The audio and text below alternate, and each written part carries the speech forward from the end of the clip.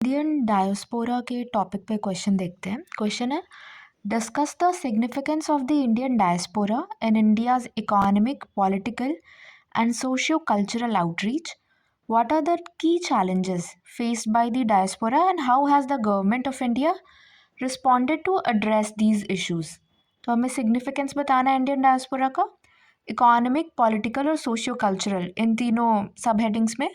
फिर की चैलेंजेस जो है उसको बताना है और गवर्नमेंट के जो इंटरवेंशंस रहे हैं उनको बताना है। ओके, अब हम आंसर देखते हैं।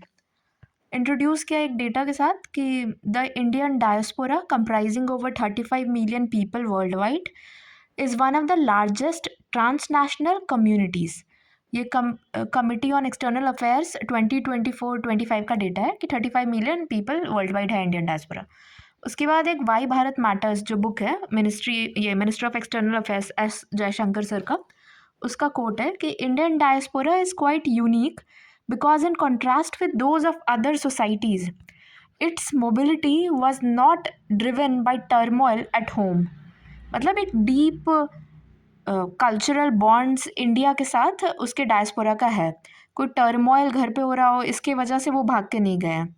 ओके, अब एक फिगर से कि role of India in diaspora कैसे है, ग्लोबल इन्फ्लुएंस ऑफ इंडिया कैसे बना रहा है, उसको दिखा दिया।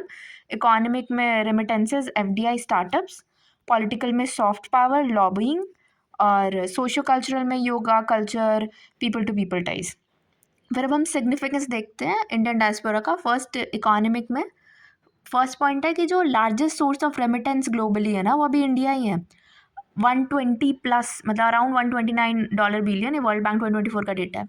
सेकेंड इज़ कि ट्रांसनेशनल एंटरप्रेन्योरशिप को प्रमोट करता है कि इंडियन जो आईटी प्रोफेशनल्स हैं सिलिकॉन वैली में, वो टेक्नोलॉजी ट्रांसफ़र करते हैं, स्किल डेवलपमेंट में हेल्प करते हैं। एफडीआई में इंडिया में बेंगलोर और हैदराबाद में हब बन रहा है, वो back those technology and skills are being transferred back to India. Okay, अब पॉलिटिकल में देखते हैं।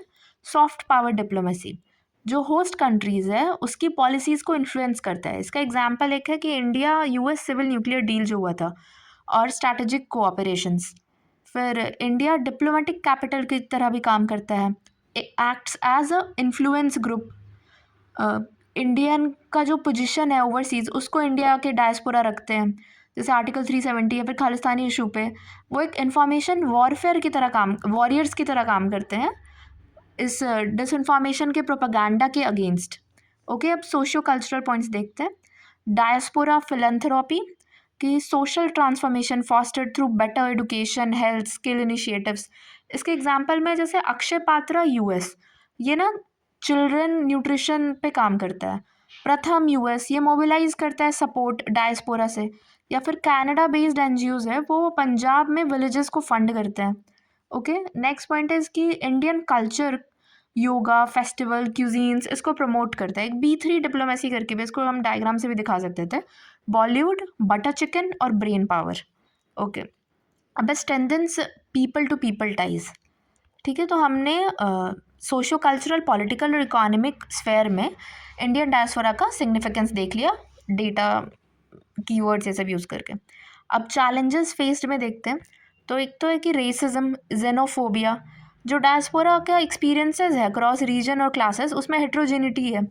फिर मॉडल माइनॉरिटी इमेज, ये भी शिफ्ट हो रहा है। तो ऐसा हो सकता है कि जो ब्रांड इंडिया का इमेज है वो डाइल्यूट हो रहा हो। एक्सेसिव कल्चरल असर्टिवनेस है, घेटोआइजेशन हो रहा है, मतलब घेटोज बना के रह रहे वो अलग से। फिर ब्रेन ड्रेन, री इंटीग्रेशन इशूज़। उसके बाद जो जीसीसी कंट्रीज़ है ना, गल्फ़ कंट्रीज़ जहाँ पे है, वहाँ पे प्रिकेरियस एम्प्लॉयमेंट कंडीशंस है, लेबर मार्केट्स को लेकर इश्यूज़ है, वॉलेटाइल लेबर लॉज हैं, और इनकार्सरेटेड इंडियंस अब्रॉड, मतलब जेल में इंडियंस जो है ना उनका नंबर भी बढ़ रहा है अब्रॉड जेल करने में। ओके, फिर ट्रम्प 2.2 भी एक चैलेंज है। ट्रम्प गवर्नमेंट वापस यूएस में जब आई है तो इमिग्रेंट्स की ओर ना वो पॉलिटिकल हॉस्टिलिटी शो कर रहे हैं, जैसे H1B वीज़ा क्रैकडाउन हो। फिर एक ना structured diaspora crisis response framework India की तरफ से, इंडिया के गवर्नमेंट की तरफ से, इसकी भी एब्सेंस है कि क्राइसिस रिस्पॉन्स फ्रेमवर्क नहीं है हमारे पास। ओके, तो हमने चैलेंजेस देख लिया, 1 2 3 4 5 6 चैलेंजेस। अब गवर्नमेंट इंटरवेंशंस देखते हैं।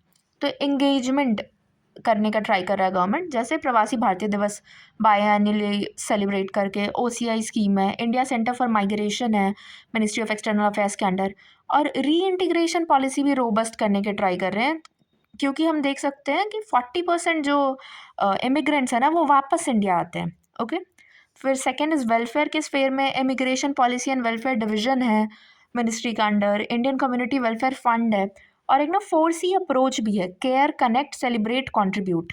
ये डायस्पोरा का केयर करें, उनसे कनेक्टेड रहें, सेलिब्रेट करें फेस्टिवल्स और उनके अचीवमेंट्स को, और कंट्रीब्यूशन उनका जो टेक्नोलॉजी या फिर स्किल डेवलपमेंट ये सब में है, FDI के रूप में, ऐसा इंडिया में जो कंट्रीब्यूशंस है उनका। ओके, अब लेबर प्रोटेक्शन के फ्रंट पे देखते हैं, तो डेडिकेटेड लेबर विंग्स है स्पेशली GCC कंट्रीज़ में, बायलैटरल लेबर अग्रीमेंट्स है, माइग्रेशन एंड मोबिलिटी पार्टनरशिप है, E-माइग्रेट पोर्टल है, और क्राइसिस रिस्पांस में मदद पोर्टल है, या फिर जो ऑपरेशंस इंडिया कैरी करता है, for example operation Vande Bharat, operation Ganga, और पॉलिटिकल इंक्लूजन के लिए भी postal ballot for overseas voters हैं। अब कंक्लूड किया हमने ये डालकर कि with cultural diplomacy on lines of Girmitiya outreach, ये PM मोदी सर का था, और लोका केरला सभा 2018 में, ये मलयालीज के लिए पब्लिक फोरम इनिशिएटिव है। By strengthening welfare safeguards, political inclusion and institutional engagement, India can transform its diaspora into long-term development and diplomatic partner. Okay, मतलब गिरमिटियो आउटरीच जैसे इनिशिएटिव्स के साथ, या फिर स्टेट लेवल पे जैसे लोका केरला सभा इनिशिएटिव्स हैं, हम अपने welfare safeguards, political inclusion, institutional engagements को स्ट्रेंथन करके डायस्पोरा को ट्रांसफॉर्म कर सकते हैं लॉन्ग टर्म डेवलपमेंट और डिप्लोमेटिक पार्टनर की तरह। ओके, तो हमने गवर्नमेंट इंटरवेंशंस देख लिया 5 सब टॉपिक्स में, इंगेज कैसे कर रहे हैं, welfare, labour protection, crisis response और पॉलिटिकल इंक्लूजन। हमने 4C अप्रोच भी देखा इसमें गवर्नमेंट इंटरवेंशंस में ही। चैलेंजेस में हमने 6 पॉइंट देखे, रेसिज्म, जेनोफोबिया का जो ब्रांड इंडिया का इमेज है, मॉडल माइनॉरिटी इमेज है, वो शिफ्ट हो रहा है, री इंटीग्रेशन इशूज़, ब्रेन ड्रेन के इशूज़, स्ट्रक्चरल रिस्पांस हम कैसे दें, उसके फ्रेमवर्क, क्राइसिस रिस्पांस फ्रेमवर्क में इशूज़ हैं, वो है ही नहीं। H1B वीज़ा क्रैकडाउन हुआ था, पॉलिटिकल हॉस्टिलिटीज़ ग्रो कर रहे हैं ट्रम्प 2.0 आने के बाद, और GCC लेबर मार्केट्स में एम्प्लॉयमेंट कंडीशंस प्रिकेरियस है। ओके, और फिर हमने सिग्निफिकेंस भी देखा था, वही इकोनॉमिक, पॉलिटिकल, सोशियो कल्चरल सब हेडिंग्स में।